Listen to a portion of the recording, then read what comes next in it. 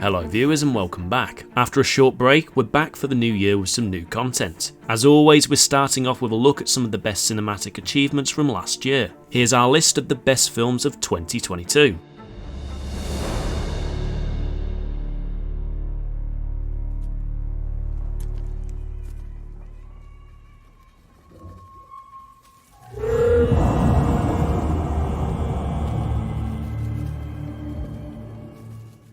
Number 10. Nope. Whilst Nope didn't quite draw as much attention as Jordan Peele's previous two films, the movie is nonetheless the director's most ambitious project yet. Daniel Kaluuya and Keke Palmer star as siblings who set out to investigate unexplained events after their father's death, discovering a massive horse-eating UFO lurking within the clouds. And that's only the start of it. Peele again manages to deftly weave his distinct sense of humour and horror to make one of the most unique sci-fi movies of recent years.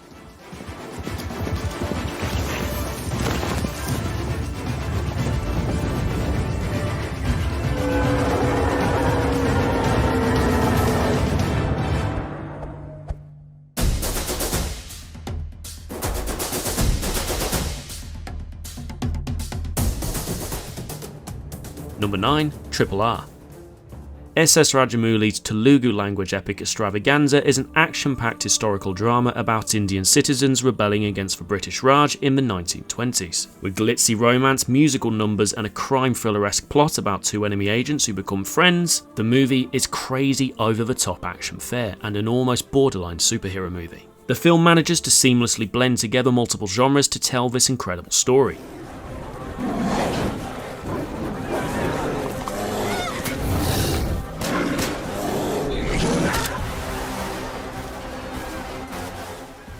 Number 8. Avatar: The Way of Water.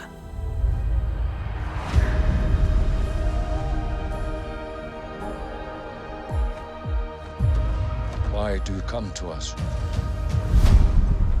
When news broke out that James Cameron had 4 sequels to Avatar on the way, audiences weren't quite sure what to expect. With the release of Way of Water, however, we were given a movie-going experience unlike any other. Cameron again takes a somewhat basic story and turns it into an epic state-of-the-art demonstration of movie magic. The film further secured Cameron as the first director with more than 3 movies grossing over $2 billion in the box office. I'm a warrior like you, I'm supposed to fight. Protect the people. Number 7. The Fabelmans. Sammy, we're going to use Daddy's camera to film it. Only crash the train once, okay? Then after we get the film developed, you can watch it crash over and over till it's not so scary anymore. In the semi-autobiographical The Fabelmans, Steven Spielberg creates one of his most emotionally honest yet least sentimental works to date. The film is shaped by incredible performances from Gabrielle Labelle, who plays Spielberg's fictional alter ego Sammy, as well as Michelle Williams and Paul Dano. Sammy's amateur movies add humour to the film, but it's the family feeling that endures. You think whatever bad things you want about me, kiddo, but you stop making movies, it'll break your mother's heart. You will break her heart, I mean it. She doesn't deserve that, not from anybody, least of all from you. Number 6. Tar. See, I start the clock. My left hand, it shapes, but my right hand, the second hand, marks time and moves it forward. However, unlike a clock, sometimes my second hand stops. Todd Field's first film in 16 years follows Cate Blanchett's Lydia Tarr, a fictional composer at the top of the classical music world. The film opens with her lecturing an audience about her commanded tempo, before slowly spiralling out of control with a remarkable downfall. One of the most commanding pieces of cinema in recent years, Tar is a riveting psychological drama. Number 5. Aftersun. Sometimes at playtime, I look up to the sky, and if I can see the sun, then I think about the fact that we can both see the sun, so even though we're not actually in the same place and we're not actually together, we kind of are in a way, you know? Charlotte Wells announced herself as a major talent with her poignant debut about a divorced dad and his young daughter through both the highs and lows of a holiday in Turkey, acting as a sharp observation of Brits abroad. All framed in flashback, Wells mixes up the visual aesthetic to create another coming-of-age classic. Both leads are excellent, presenting us with both a story of joy and pain. Aftersun is one of this year's best surprises. Number 4. All Quiet on the Western Front.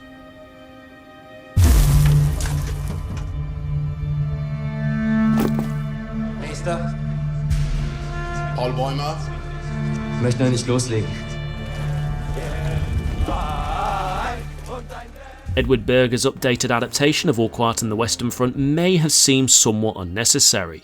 However, that doesn't make it any less engrossing. And whilst the film is set during the First World War, its lessons about the horrors and futility of war couldn't be more timely. The cast offers all-round impressive performances, with Felix Camara starring as a young soldier whose excitement about fighting for his country quickly turns to disillusionment. With stunning cinematography, production design, music and a poignant story, the film never felt more necessary as it does now.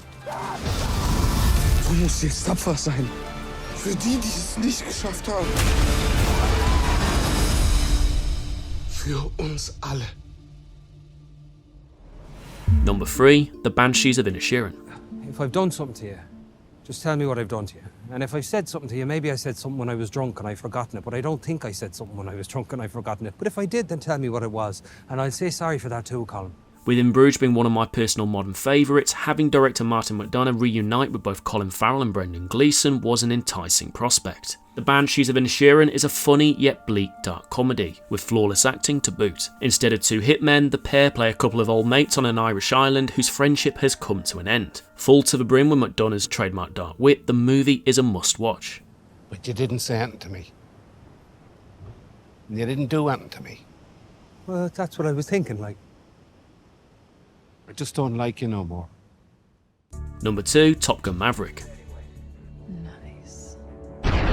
Setting time to target, 2 minutes, 15 seconds. 2:15, that's impossible. File attack point. Mavericks inbound.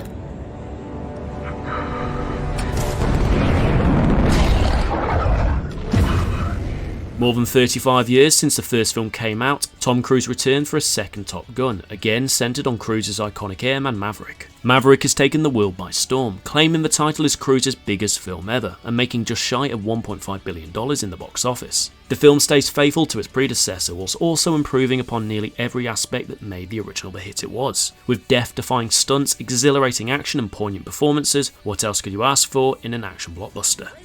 Smoke in the air, Phoenix, break right! Emergency jettison! Dagger 3 defending! Here comes another one! Dagger 1 defending!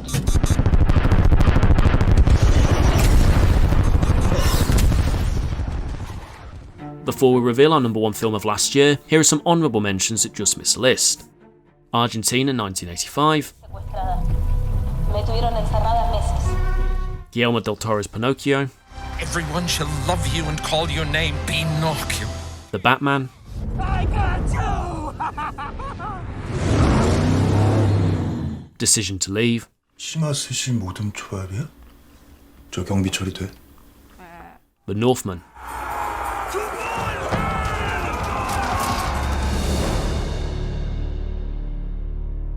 Number 1, Everything Everywhere All at Once. Okay, sir. That's enough.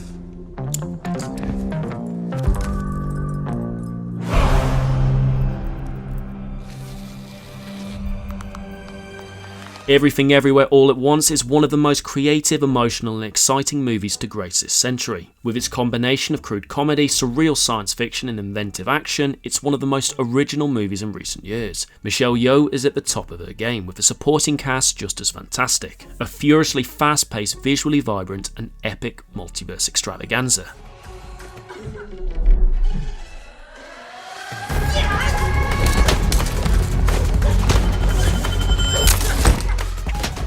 Thank you for watching. Any films that we missed? Leave your opinions down in the comments below and make sure you hit the subscribe button for more content.